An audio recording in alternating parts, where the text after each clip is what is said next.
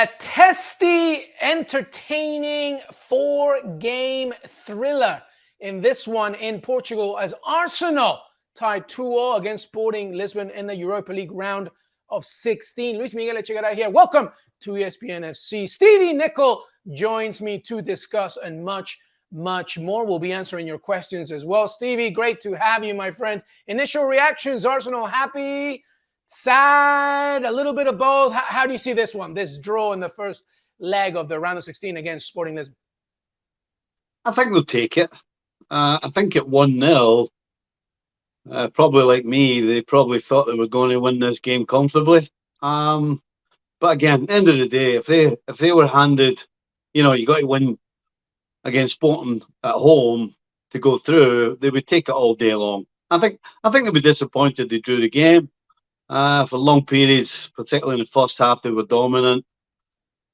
Gave away too many chances to the opposition in the second half. But ultimately, it's 2-2. They haven't lost. And as I said, if they win at home, they go through. Indeed. And obviously, Sebastian Coates and Morita as well for Sporting Lisbon, because they got some yellow cards, they will be suspended for the second leg. So surely they'll be weakened defensively. Let me ask you something about the lineup that Mikel Arteta put out, because obviously, they have multiple balls they have to juggle here, Stevie. Not just the Europa League, but obviously trying to win the Premier League for the first time since the Invincible season. Did you approve of the lineup? Are you worried that the marathon-esque of European competition sandwiched in between Premier League games might be a worry for Arsenal? How do you see it? No, I thought he put out a really strong side. And I like when managers do that. You saw at the end he made a lot of changes. And so it tells me that he's going to win the game, and then as soon as he can, he's going to take players off and give them a rest. I mean, for me, that's the perfect recipe. I hate when managers put a clearly reserved team out, and then after an hour or even at half time start throwing on the first team. I hate that. I don't like that sort of thinking. I'm glad he picked the team he did. He clearly, as I said, went to win the game first. And then, of course, when it's 2-2, he still made the changes because he understands that, it's big picture. They were comfortable at 2-2, really. After probably a crazy 10 or 15 minutes, and then around the hour mark in the second half, where both sides could have won the game, chances all over the place. But it settled down after that, and he made the changes. And again, they find themselves in a comfortable position. And I think he's been smart. Clearly, the one issue that nobody can foresee is injuries. You can only do so much. And I think what he did as far as the changes, did what he could to play a good, strong side and still rest players. So other than unforeseen injuries, I think Arsenal and Arteta are handling it pretty well.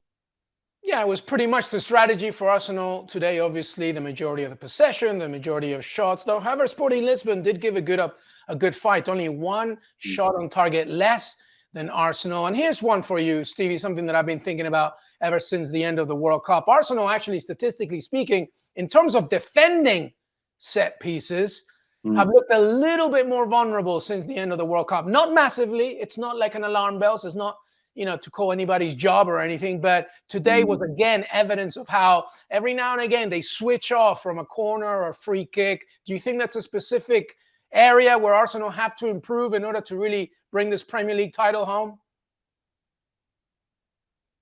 100%. They have to concentrate again. And the goal they lost from the set piece, Ignacio, a free header. I mean, when I say a free header, he had nobody close to him, nobody jumping with him. It was almost like he was invisible and nobody knew he was there. That is a worry. Listen, I understand you can lose goals from set pieces. Somebody gets out-jumped or out-muscled or, at least is in a position to affect it, but somehow doesn't. Those types of things are somewhat acceptable. But the goal they lost today from Ignacio is unacceptable from a defensive point of view. So absolutely, they need to work on defending set pieces. And again, it's going to be a team thing. It's It's a positional thing for everybody. It's an individual thing as well because everybody has to have that desire to win a ball when it's in the air and attack it. So yeah, I definitely think Arsenal need to brush up on what they do defensively from set pieces, and I would think that they probably need to do a little bit more work of defending behind the ball. It's something they've been really good at, pretty much up until recently. But the fact that losing goals against Bournemouth on the break and today, you know, Sporting could have had more than 2 goals with some of the breaks they had, and it was down to a little bit of good defending, but it was also down to some poor finishing. So those are 2 areas. I agree with you definitely. Set pieces, but defending when you're going forward is important because when the ball breaks down, you can't leave holes, and that's what they did particularly in this game. Yeah, a key factor for Arsenal for sure. And as you mentioned, it's a collective responsibility, but obviously there are some very important players that Arsenal cannot do without. So the questions are coming in, everybody. Thanks so much. Keep on sending them. Here's the first one, Stevie. Speaking collectively, but also Arsenal is such a talented group with players that obviously all of them are important, but some maybe more so than others. Bukayo Saka with 9 assists, of course. Gabriel at the back has been doing well. Martin Odegaard, the architect in the middle. Who would you say, Stevie? Who is Arsenal's most important player from now until the end of the season? I don't think I have one. I honestly don't. You mentioned 3 there, and I can mention a couple more as well. Granit Xhaka, Thomas Partey, Saliba, Ramsdale. I mean, they really are a team. They don't rely on one guy, and I don't think there's one guy that's more important than the majority of the rest of the players. So this really is a collective. This Arsenal side are top of the league because they play as a team. They play for each other. Yes, they have individual talent, but I honestly don't think there's one player that you can take out of this team and then you're a worried man. Listen, I think tonight the fact that they didn't have a centre forward kind of upset the rhythm a little bit. But you've got 2 players, Nketiah and Jesus there, who would normally play. Jesus obviously isn't fit, and Nketiah has had a little quiet spell recently. I mean, other than that, you look everywhere else on the side, and it's strong everywhere. Yes, you can look at people like Martinelli and say, well, without him, they're not getting stuff, the pace down the left, their goals. Again, I mentioned Partey and Xhaka. They brought in Jorginho. I mean, White's been fantastic at right back. So Arsenal's not a side that has a superstar. Arsenal just has a lot of really, really, really good players. Indeed. And you mentioned Gabriel Jesus. They're good news for Arsenal fans. He's back to training now as well. So hopefully we will see him sooner rather than later. Let's keep going with these questions. Here's another one for you, Stevie. Going back to the Europa League, of course. Where does it sit in the priorities for Mikel Arteta and Arsenal, do you think, this season? It's got to be second. There's no question. Premier League has to be top of the list. And then, of course, after that, to win a European trophy would be huge for Arsenal and for Arteta. So I think the Europa League definitely is sitting in number 2 spot, because I think we all know that the Premier League really is the number 1 target for Arsenal.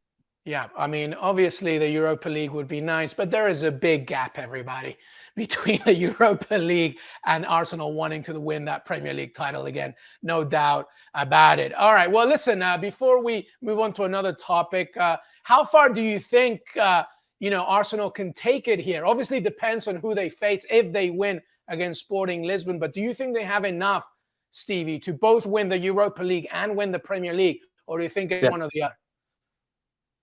No, absolutely. I think they can win both of them. Yeah, no, there's no reason other than what I said earlier.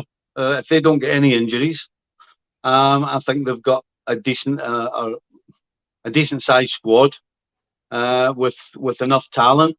I don't think they're just a side from 1 to 11. I don't think there's a huge drop-off when they have to make changes. I've already mentioned the likes of Jorginho. I mean, it's not a drop-off, that, is it? I mean, so I think there's no doubt they can win both. Yeah, absolutely. And it's either, I would guess it's either Arsenal or Barcelona who are favourites. It's probably hard to separate them. So yeah, for me, it's about not picking up injuries. If they don't pick up injuries, then I don't see why they can't go and win both. Let's hope so indeed. If you're an Arsenal fan, stay that squad healthy. All right, well, look, Stevie, here's another one. Here's the next fixtures for Arsenal, okay? You got Fulham away, Sporting Lisbon sandwiched in there at home, of course, Leeds United at home, Liverpool away. Those are the next fixtures. Any trouble do you see anywhere? I mean, I know there's probably an obvious answer here, but is there any trouble specifically that you see for Arsenal in those next fixtures? Look, I've got to give you the real answer. And the real answer is that there's trouble waiting around the corner for Arsenal every time they step on the field. Every game. You know, they have to accept now that whenever they come to town, the circus is in town.